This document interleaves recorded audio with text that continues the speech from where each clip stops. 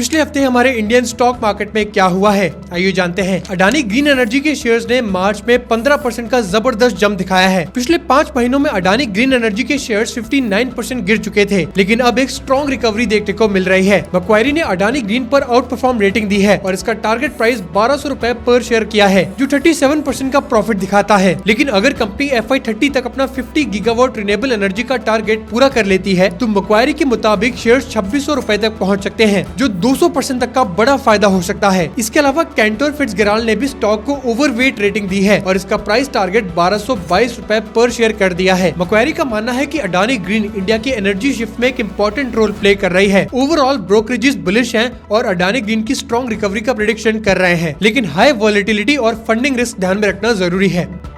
US federal reserve ने 2025 में 2 बार interest rate कम करने का प्लान मेंटेन किया है। फेडरल रिजर्व के चेयरमैन जेरोम पोवेल ने कहा कि ग्रोथ और इन्फ्लेशन को लेकर ज्यादा टेंशन लेने की जरूरत नहीं है। इन्होंने इस बात का सिग्नल दिया है कि इस साल इंटरेस्ट रेट्स कम होने की उम्मीद अब भी है, चाहे इकोनॉमी थोड़ी अनस्टेबल हो। इस अनाउंसमेंट के बाद यूएस स्टॉक मार्केट भी पॉजिटिव दिखा। S&P 500 इंडेक्स 1.1% बढ़ा, नैस्डैक 100 1.3% ऊपर गया और गोल्ड अपने नए हाइस पर पहुंच गया। वहीं 10 ईयर बॉन्ड यील्ड 4 BPS नीचे गिर गया। इंडियन IT कंपनीज के शेयर्स भी को फॉलो कर रहे हैं, क्योंकि इस न्यूज के आने के बाद इन्फोसिस, टेक महिंद्रा और TCS के शेयर्स ने 20 मार्च को अच्छा परफॉर्म किया। एंजल वन की एक्सपर्ट अंकिता पाठक का कहना है कि नियर फ्यूचर में मार्केट की पॉजिटिविटी बनी रहेगी। ये इसीलिए भी क्योंकि लोग 2025 में 2 और 2026 में भी 2 रेट कट्स की उम्मीद कर रहे हैं।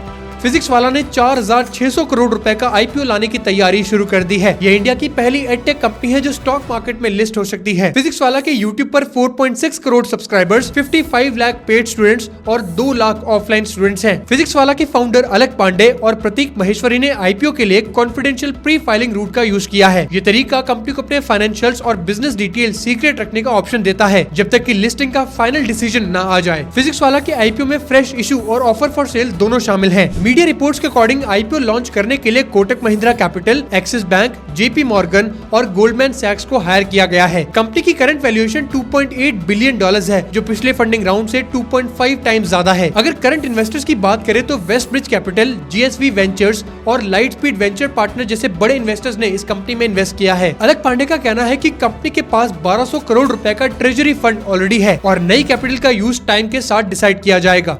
स्पाइसजेट के फाउंडर अपनी कंपनी की हालत सुधारने के लिए खुद अपनी कंपनी में 300 करोड़ रुपए लगाने वाले हैं। ये इन्वेस्टमेंट 13.14 करोड़ वारंट्स को शेयर्स में कन्वर्ट करके की जा रही है। इससे अजय सिंह का स्टेक 29.11% से बढ़कर 33.47% हो जाएगा। स्पाइसजेट ने 17 मार्च को स्टॉक एक्सचेंज को बताया कि अजय सिंह अपनी दूसरी company spice healthcare private limited के थ्रू ये इन्वेस्टमेंट करेंगे। इसके अलावा ये भी कहा गया कि अजय सिंह 3.15 करोड़ इक्विटी शेयर्स बेचने का प्लान कर रहे हैं। ये इसीलिए क्योंकि इससे जो पैसा मिलेगा उसका एक हिस्सा स्पाइस हेल्थकेयर की तरफ से 75% बची हुई पेमेंट के लिए यूज होगा। मीडिया रिपोर्ट्स के अकॉर्डिंग ये स्टेप स्पाइसजेट की टर्न अराउंड स्ट्रेटजी का एक हिस्सा है। इसके अलावा ये कंपनी के ग्रोथ पर प्रमोटर ग्रुप का भरोसा दिखाता है। इस न्यूज के बाद स्पाइसजेट के शेयर्स में अच्छा जंप देखने को मिला था।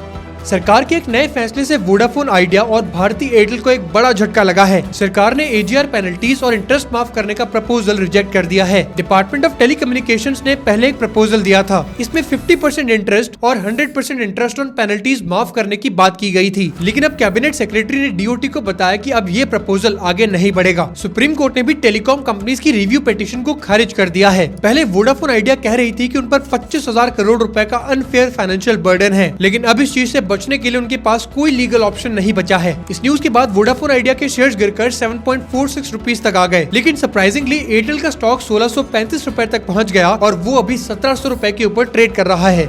सेबी ने इस एक प्रॉब्लम को सॉल्व करने के लिए डिजिलॉकर के साथ पार्टनरशिप करी है। ये पार्टनरशिप इसीलिए की जा रही है ताकि स्टॉक मार्केट में अनक्लेम्ड फाइनेंशियल एसेट्स कम हो सके। इस इनिशिएटिव से इन्वेस्टर्स अपने डीमैट और म्यूचुअल फंड होल्डिंग्स का डेटा डिजिलॉकर में स्टोर और एक्सेस कर सकेंगे। सेबी ने बताया कि जो लोग डिजिलॉकर का यूज करेंगे उन्हें mutual fund statements, demat account holdings और कंसोलिडेटेड अकाउंट स्टेटमेंट्स मिलेंगी। कंसोलिडेटेड अकाउंट स्टेटमेंट एक डॉक्यूमेंट होता है जिसमें आपके सारे म्यूचुअल फंड्स और डीमैट अकाउंट होल्डिंग्स की डिटेल्स एक जगह पर होती है। ये फीचर काफी यूजफुल है क्योंकि आपको अपनी इन्वेस्टमेंट्स की ईयरली समरी ऑटोमेटिकली मिल जाएगी बिना किसी एफर्ट के। इन सब के अलावा डिजिलॉकर में एक और फीचर होगा जिसमें 1 जनवरी को हर साल यूजर का CAS ऑटोमेटिकली डाउनलोड हो जाएगा।